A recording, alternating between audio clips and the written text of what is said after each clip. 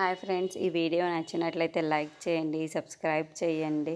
సుందరాదేవి దగ్గరికి వచ్చి చాలా బాధపడుతూ, అమ్మ మళ్ళీ రేపు వరలక్ష్మి వ్రతం కదా, మాలని లేకుండా నేను ఎప్పుడు ఈ వరలక్ష్మి వ్రతాన్ని జరిపించను లేదు, ఆ విషయం నీకు కూడా తెలుసు. ఇప్పుడు మాలిని లేకుండా నేను ఈ వరలక్ష్మి వ్రతాన్ని ఎలా జరిపించగలను? ఆ విషయం నీకు కూడా తెలుసు. ఇప్పుడు మాలిని లేకపోతే నేను ఈ వరలక్ష్మి వ్రతాన్ని ఎలా జరిపించగలను చెప్పు. ఎలాగైనా సరే మాలినిని తీసుకొని వచ్చే బాధ్యత నీదే.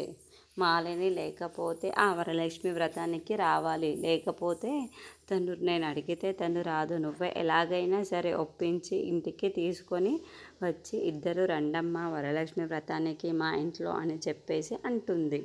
ఆ మాటలు మా అల్లి అయితే ఒక్కసారిగా షాక్ అయిపోతూ ఉంటుంది. ఇంతలో అక్కడున్న వసుంధర దేవిని చూసి, సరే ఎలాగైనా అక్కని నేను తీసుకొని వస్తాను అని చెప్పేసి అంటుంది. ఆ మాటలు వినగానే అక్కడున్న వసుంధర దేవి మాత్రం చాలా సంతోషిస్తూ ఉంటుంది.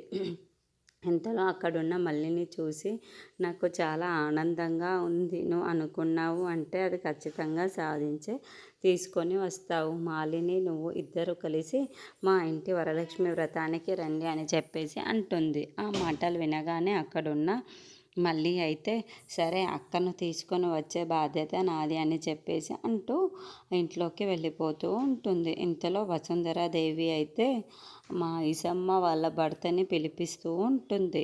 అక్కడికి అతను వచ్చి ఏంటి ఏంటి పరిస్థితులు చెప్పండి అని చెప్పేసి అంటూ ఉంటాడు. ఆ మాటలు వినగానే అక్కడ ఉన్న వసుంధరాదేవి, ఈరోజు మా ఇంటికి మళ్ళీ మాలిని వస్తున్నారు, నువ్వు ఎలాగైనా సరే మల్లిని కిడ్నాప్ చెయ్యాలి అని చెప్పేసి అంటుంది. ఆ మాటలు వినగానే అక్కడున్న మైసమ్మ వాళ్ళ భర్త అయితే, అవునా మల్లిని కిడ్నాప్ చెయ్యాలా అని చెప్పేసి అంటాడు. ఆ మాటలకి అక్కడున్న వసుంధరాదేవి మాత్రం, అవును నువ్వు కొంతమంది రౌడీలను పెట్టి మల్లిని ఎలాగైనా కిడ్నాప్ చెయ్యాలి అని చెప్పేసి అంటుంది.